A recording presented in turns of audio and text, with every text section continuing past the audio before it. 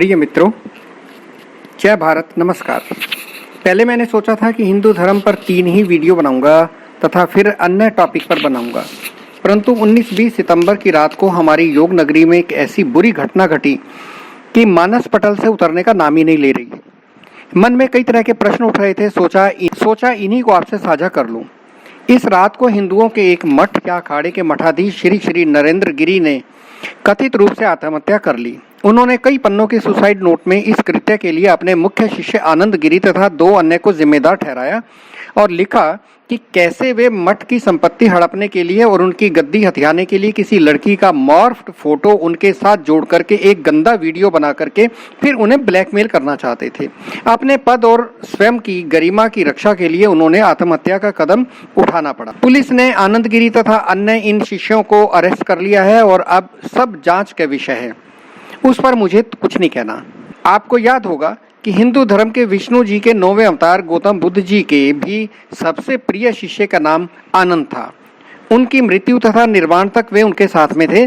उन्होंने महात्मा बुद्ध की सभी शिक्षाओं को सुना तथा पाली भाषा में उन्हें लिपिबद्ध किया। परंतु ये 2500 वर्ष पूर्व के शिष्य आनंद थे। दिवंगत श्री श्री नरेंद्र गिरी के वर्तमान आधुनिक शिष्य आनंद गिरी की नजर उनकी शिक्षाओं तथा ज्ञान पर नहीं थी, बल्कि उनकी गद्दी और उनकी करोड़ों की संपत्ति पर रही है। ये मॉडर्न शिष्य आनंद गिरी सभी सुख भोगते, महंगी लग्जरी कारों में घूमते, इनके हवाई जहाज में ऑस्ट्रेलिया जाते हुए साथ रखे शराब के गिलास के साथ भी फोटो दिखी है, परंतु ये साहब उसे एप्पल जूस बताते हैं। इनके ऑस्ट्रेलिया में जाकर के किन्हीं सुंदरियों से भी लेकर के कुछ कुचर्चाएं पता चली हैं। ये गेरुआ चोगा पहने हुए मॉडर्न शिष्य अध्यात्म एवं हिंदू धर्म की अपेक्षा सुरा सुंदरी, धन संपत्ति, ताकत तथा महंगी कारों के आनंद लेने वाले शिष्य आनंद गिरी हैं। अभी तक तो ऐसा ही दिख रहा है। मित्रों, भूमिका समाप्त। पूरा देश, पूरा हिंदू समाज हिल चुका है। एक तगड़ा भूकंप सा आ गया है। प्रधानमंत्री ने ट्वीट किया है। उत्तर प्रदेश के मुख्यमंत्री योगी जी स्वयं चल करके श्री श्री नरेंद्र गिरी के अंतिम दर्शन करने को पहुंचे हैं और उत्तर प्रदेश के डिप्टी सीएम उनके जो अंतिम राइट्स हैं, जो अंतिम संस्कार हैं, उनको भी पूरा करवा रहे हैं। उनको अंतिम दर्शन के लिए पहुंचे हैं। बड़े बड़े नेता पहुंच गए हैं, अपोजिशन के नेता पहुंच गए हैं। विदेशों के समाचार पत्रों, टीवी ने इस पर चर्चाएं की हैं। स्पष्ट है कोई बहुत बड़ा पेड़ गिरा है, धरती हिल गई है। अब सब कुछ प्रश्न उठते हैं। पहला प्रश्न तो यह है कि इन आश्रमों तथा मठों में सब कुछ ठीक नहीं है, सब कुछ नॉर्मल नहीं है।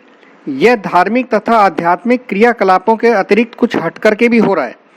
अब ठीक नहीं चल रहा है, ऐसा भी नहीं है। समय समय पर ऐसी घटनाएं होती रही हैं, जैसा कि राजनीति में सत्ता की लड़ाई चलती है, यहाँ भी गद्दी की लड़ाई चलती है। फिर यह कि दूसरे धर्मों में, संप्रदाय में भी ऐसा चलता रहा है। हिंदू धर्म कोई अकेला नहीं है। इन आश्रमों में तथा मठों में जो होता है वह समाज की आंखों से दूर होता है। इनकी अपनी ही एक दुनिया होती है, बड़ी रहस्यमयी दुनिया। राजनीतिक नेता और सत्ता के दलाल इन मठाधीशों के आसपास मंडराते रहते हैं। ये मठाधीश चुनावों में इन नेताओं और पार्टियों की नैया पार भी लगा सकते हैं और डुबो भी सकते हैं। आज राम रहीम जेल में अवश्य हैं, परंतु पिछले कई साल से, पिछले इलेक्शन में हरियाणा में सरकार किसकी बनी, उन्होंने पहले से ही उनको आश्वस्त कर दिया था। आज आसाराम जेल में हो, परंतु कभी उनका प्रभाव इतना था कि वे सत्ता की नैया पार लगवाने में बहुत बड़ा रोल प्ले करते थे। आज 22 सितंबर को श्री श्री नरेंद्र गिरी का पार्थिव शरीर पोस्टमार्टम के पश्चात प्रयागराज की बागंबरी पीठ के अहाते में समाधिस्थ कर दिया गया, परंतु इसके साथ ही बहुत से प्रश्नों ने सिर उठा लिया। सबसे बड़ा प्रश्न है कि इन मठों में समाज की चकाचौंध से दूर धार्मिक तथा आध्यात्मिक उन्नति में ये साधु लीन रहते हैं, तो फिर इन्हें लग्जरी कारों, शराब या एप्पल जूस और लड़कियों के फोटो, महंगे लैपटॉप तथा महंगे मोबाइल फोन, आंतरिक पॉलिटिक्स और विभत्स किस्म की ब्लैकमेलिंग की आवश्यकता होती ही कहाँ है। दूसरा प्रश्न है कि क्या यह हिंदू धर्म में ही होता है? उत्तर, बिल्कुल नहीं। यह हर धर्म के हर रूप में, उसकी हर शाखा में, इतिहास की हर अवस्था में कहीं ना कहीं होता ही रहा है। सबसे बड़ी बात है कि ये सभी मठ, संप्रदाय, सेक्ट या ग्रुप्स धर्म की आड़ में एक प्रकार की अघोषित इम्यूनिटी इंजॉय करते ही रहे हैं। इनके अंदर नहीं प्रवेश कर सकती, इनकम टैक्स या ईडी इन पर छापे नहीं मारता, कोई इनसे इनके धन तथा संपत्ति का ब्यौरा नहीं मांग सकता और ये खूब फलते फूलते हैं और एक प्रकार के अभेद किले बन जाते हैं। यदि आपने इनकी ओर उंगली उठा भी दी तो सब फॉलोवर्स तथा नैतिक और राजनीतिक दल सब आपके शत्रु बनकर के आपको जेल में ठोक देंगे। हाँ, ये मठ या आश्रम कई सामाजिक भलाई के काम भी करते हुए दिखाते जरूर रहते हैं, जैसे अनाथालय बनाना, स्कूल, धर्मशाला, डिस्पेंसरी आदि बनाना, परंतु ये मात्र इनका फासाड है, यानी मुखौटा है। प्रत्येक धर्म इनके लिए विशेष रंग का, विशेष डिजाइन का परिधान या पोशाक रखता है। कोई गेरुआ, कोई नारंगी, कोई सफेद, तो कोई हरा या तो कोई पीला। ये दाढ़ी बढ़ा लेंगे, गले में कोई लॉकेट या माला डाल लेंगे और हाथ में भी पूजा की रोजरी या छोटी माला रखेंगे। ये लोग अपनी अपनी धार्मिक श्लोक, कहावतें, कविताएं या भजन तथा पुस्तक ज्ञान भी समेटे होते हैं। अगर इतना है तो बस चल गया, इतने से काम चल जाता है। इनके अनुयायी इनके वस्त्र तथा चोगे से इनको पहचानते हैं तथा अपार आदर इनको देते हैं। हमारे हिंदू धर्म में भी यह रंग गेरुआ है। मित्रों, मैंने दिल्ली विश्वविद्यालय से बुद्धिज्म में एमए तथा उसके बाद में इसी में मैंने रिसर्च की है। भगवान बुद्ध को हिंदू विष्णु जी का 9वां अवतार मानते हैं। मैंने उसमें से कुछ पढ़ा जो अब आपसे मैं साझा कर रहा हूँ। बौद्ध धर्म में ही इन्हें साधु नहीं, भिक्षुक या भिक्षु कहा जाता है। इनके लिए बौद्ध धर्म में ऑस्टेरिटी के बहुत सख्त नियम बनाए थे। ये संघ तथा मोनास्ट्री में रहते थे। इनके लिए नियम था कि ये नया कपड़ा तथा सिला हुआ वस्त्र नहीं पहन सकते थे।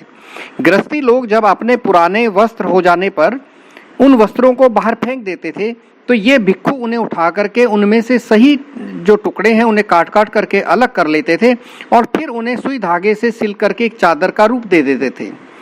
गेरू की मिट्टी, जिसका रंग गेरुआ होता था, उसे पानी में घोल करके ये उस चादर को, उसमें जो कतरों बनाई थी, उस चादर को डुबा करके गेरुआ रंग में रंग लेते थे और उसे ही अपने शरीर पर लपेट लेते थे।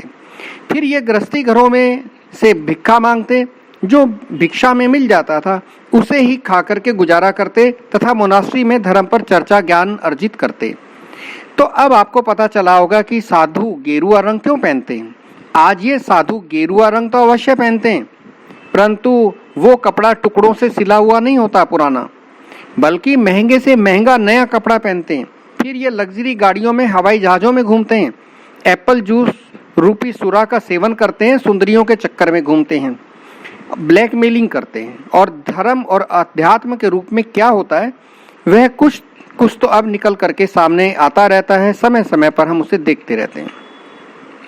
मैं बात जो भी कर रहा हूँ इस प्रकरण पर कर रहा हूँ, इसी प्रकार के जो पहले प्रकरण है उन पे कर रहा हूँ। मैं एक हिंदू हूँ, कट्टर हिंदू हूँ और मैं अपने हिंदू धर्म का आदर करता हूँ। मित्रों, मैंने पिछली 3 वीडियो में इसी प्रकार का ही तो कुछ कहा है। मैंने यही कहा है कि धर्म को सिंपलेस्ट फॉर्म में रखने तथा जानने की जरूरत है। मैंने यही कहा है कि हिंदू धर्म को संगठित करने की नितांत आवश्यकता है। यही कहा है कि हिंदू धर्म में एक सेंट्रल अथॉरिटी यदि शीघ्र से नहीं बनाई गई तो यह बिखराव के रास्ते पर चल रहा धर्म पूरी तरह से बिखर सकता है। यही कहा है कि अधिक पुस्तकों तथा अधिक पुस्तक ज्ञान की आवश्यकता नहीं है। धार्मिक पुस्तक एक हो तथा हम उसे ही माने, उसे ही अच्छी तरह से समझें।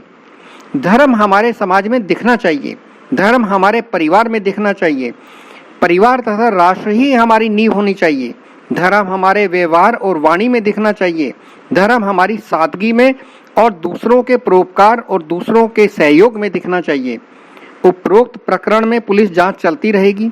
न्यायालय अपराधी को चिन्हित करेगा, उसे सजा देगा, यह समय की बात है।